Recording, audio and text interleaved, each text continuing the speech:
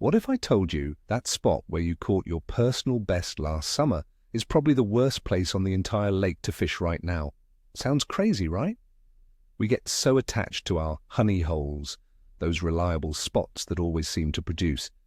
But today, we're diving deep into why those beloved spots often turn into biological deserts during the cold months. By the end of this video, you'll understand the science behind it and know exactly where to find fish when everyone else is getting skunked at the so-called best spot on the lake. Think I'm wrong? Let me ask you this. How many fish have you really pulled out of that spot since the first frost? Be honest. Let's get into it. It's human nature, really. We're creatures of habit. That one fallen tree, that specific rocky point, that weed line that always holds fish in June. It's burned into our memory map of the lake. We found success there once, or maybe dozens of times, so we assume the fish will always be there. We trust our past success more than we read the present conditions. Maybe your granddad fished there, your dad fished there, and now you're casting into the same, seemingly empty water, blaming the weather, the lure, or a full moon. But lakes are not static pools of water. They are living, breathing ecosystems that change dramatically with the seasons, and the fish are forced to change right along with them. Sticking to that summer spot in January is like showing up to a beach party in the middle of a blizzard. First, let's talk about why that spot is so good in the summer. Picture it. It's a shallow cove, maybe 5 to 10 feet deep. It's got a nice mix of everything: submerged logs for cover, a healthy weed bed, and maybe a boat dock, providing some shade. In the warm months, this is a 5-star resort for bass and other predators. The water is warm, which revs up their metabolism. They're aggressive, they're hungry, and they are constantly on the prowl. This shallow area is also a buffet. It's teeming with bluegill, shad, and other baitfish that use the same weeds and cover for protection. It's a perfect self-contained ecosystem for an ambush predator. The conditions are stable, the food is plentiful, and life is easy for a fish. This is why you build those great memories there. Now let's introduce the first major change, the fall turnover. This is the single biggest event that starts the death of your honey hole for the season. As the surface water starts to cool down in the fall, it becomes denser and heavier. Eventually, it gets colder and denser than the water below it. When that happens, the top layer of water sinks and the bottom layer rises. The entire lake essentially mixes itself from top to bottom. This event completely resets the table. It distributes oxygen evenly throughout the water column and creates a uniform temperature for a short period. It's a violent, chaotic process from a fish's perspective. It's the moment the lake's entire environment gets turned upside down, literally, and it signals to every fish that winter is coming. So what's the immediate result of this turnover? For one, that once cozy, shallow spot is now just as cold as the deepest part of the lake. There is no longer a thermal advantage to being there, but more importantly, this is the trigger for the great baitfish migration. All those shad, shiners, and bluegill that were hanging out in the shallows all summer suddenly have no reason to stay. The weeds they used for cover are beginning to die off and decay, which actually consumes oxygen in the water. The shallow water is also the first to be affected by cold fronts and dropping air temperatures, making it unstable. So what do? They pack their bags and move out. They head for deeper, more stable water, where the temperature won't fluctuate as wildly.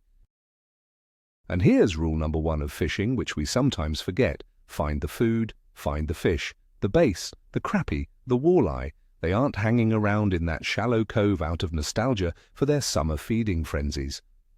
They are predators, and their entire existence is dictated by the location of their next meal. When that massive school of shad leaves your spot and heads for the main lake channel, the predators are right behind them. They might not follow them on the same day, but over the course of a few weeks, that shallow area that was once a buffet is now a ghost town.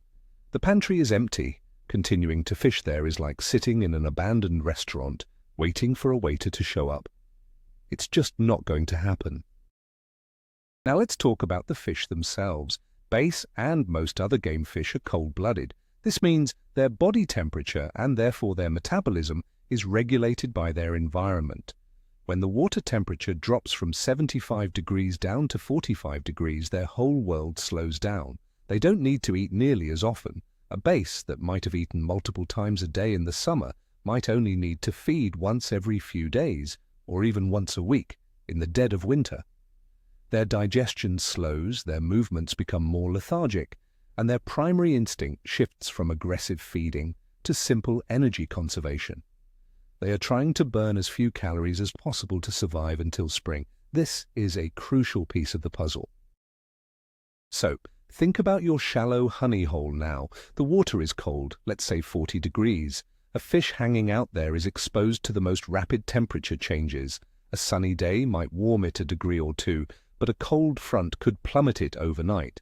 This is not a stable environment, and because their metabolism is in the gutter, they are not going to waste precious energy chasing a spinnerbait or a crankbait all over the shallows. It's just not an efficient use of their energy. They need a situation where they can sit still, expend almost zero energy, and have a meal swim right into their face.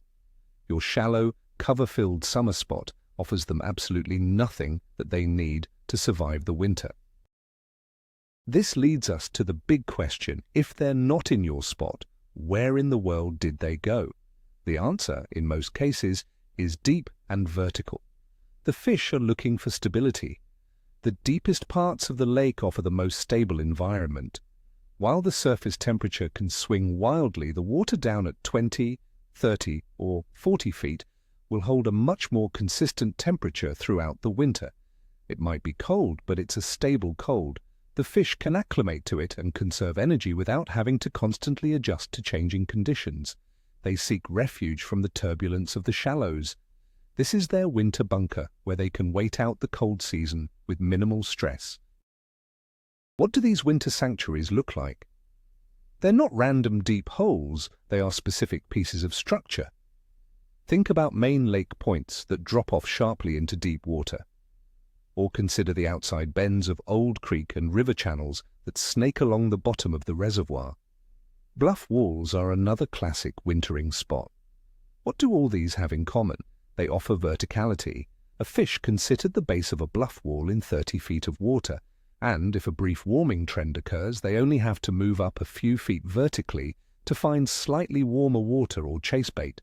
They don't have to travel hundreds of yards like they would in a shallow flat. It's all about efficiency of movement. And remember those baitfish that left your spot? This is where they went. Huge schools of shad will suspend in the water column over these deep channels and points. They form massive, tightly packed balls for protection and to find stable water temperatures, and the base will be right there with them. They won't be actively chasing them down most of the time. Instead, they'll suspend just below or around these bait balls in a state of semi-hibernation. They are just waiting for an easy opportunity. Maybe a shad gets injured or a small group gets separated from the school. That's when they'll expend a tiny bit of energy for an easy, high-protein meal.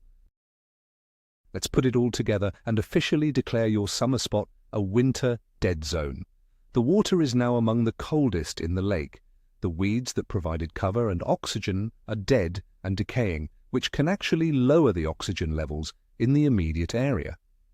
All the primary food sources, the baitfish, have packed up and moved miles away to deeper, more stable water. And the base themselves have followed the food and slowed their metabolism to a crawl, seeking out deep, vertical structure to conserve energy. There is literally not a single reason for a game fish to be in that spot. It offers no food, no stable temperature, and no strategic advantage for survival. Imagine you're out on the water in mid-January. It's 35 degrees outside. You motor over to that trusty lay down in the cove because, well, that's what you do. You start casting, you throw a jerkbait, nothing. You slow it down with a jig, still nothing. You look at your electronics, it's a barren wasteland. You don't mark a single fish. You don't see any clouds of bait. There is no life.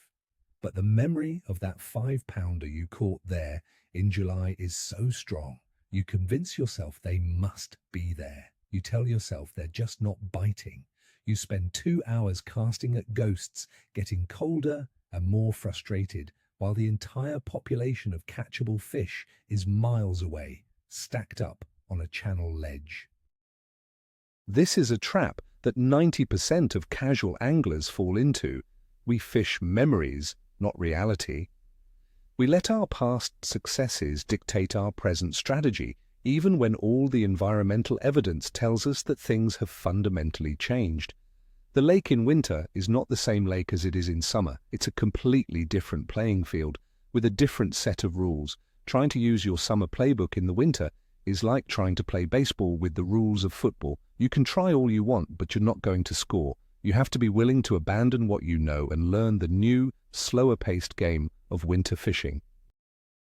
Let's think about this from another angle. Consider the current. Even in a lake, there's subtle water movement. In winter, fish often relate to areas with minimal current, as fighting it burns unnecessary calories. Your shallow summer spot, especially if it's near a feeder creek or exposed to the wind, can be a high-energy environment. The deep holes and channel bends, on the other hand, are often protected from the main flow. They are calm, stable, and require almost no effort for a fish to hold its position. Again, it all comes back to that one single driving force of the winter fish: energy conservation. Your spot is a windy highway. They're looking for a quiet underground parking garage. Another factor is fishing pressure. Guess where everyone else who doesn't know any better is fishing? That's right. They're all hitting the same community holes, the same obvious shallow spots that are famous for producing in the summer. So even if a lone, confused fish did happen to be in that area, it would have seen 100 lures swim by its face by noon. Meanwhile, those deep, less obvious wintering holes are receiving a fraction of the pressure. The anglers who understand this seasonal migration have these spots largely to themselves. They are fishing for unpressured, concentrated populations of fish. It's a numbers game, and they've put the odds squarely in their favor. So, how do you break the cycle? It starts with your electronics. A good fish finder is not a luxury in the winter. It is an absolute necessity. You have to put away the casting rod for the first hour and just use your trolling motor to idle around and look. You're not looking for a single fish here or there. You are looking for those giant clouds of baitfish suspended over deep structure. Once you find the bait, you will find the predators nearby. Your graph is your eye underwater, showing you where life actually is, not where you hope it is. Trust your electronics more than you trust your memory. The screen doesn't lie. Once you've located these deep water fish, the approach has to change too. This isn't power fishing. This is a slow, methodical, vertical presentation. Think of things like a drop shot rig, a small jigging spoon, or a blade bait. You're not trying to cover water. You are trying to hover a tempting, easy meal right in the fish's face. You want that lure to sit in the strike zone for as long as possible, making it so easy for the base that it would take more energy for it to move out of the way than it would to just open its mouth and inhale it. The bites will be incredibly subtle, not a thump, but more of a mushy weight or a tick on the line. Now let's fast forward. The long, cold winter is finally ending. The days are getting longer and the sun is getting stronger. The shallow water, especially on the northern side of the lake that gets the most sun, begins to warm up first. It might only be a few degrees, but it's a huge signal to the entire ecosystem. This warming trend is the spark that ignites the great return migration. The plankton starts to bloom in the shallows, the insects get active, and the baitfish start thinking about their own spawn. They begin to move out of their deep winter homes and follow the channels and contour lines back towards the shallows. And what happens when the baitfish move back to the shallows? You guessed it. The big predators are right on their tails, but now they are moving with a purpose. Their metabolism is starting to fire back up as the water warms into the high 40s and 50s. They are hungry after a long winter of minimal feeding. This is the pre-spawn period, and they need to bulk up for the rigors of the spawn.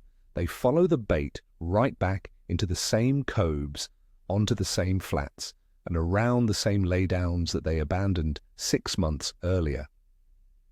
Your honey hole is slowly coming back to life. The restaurant is getting ready to open for business again. By the time the water hits the 60-degree mark, your old spot is back to its former glory. The bass are there, they are aggressive, and they are feeding heavily.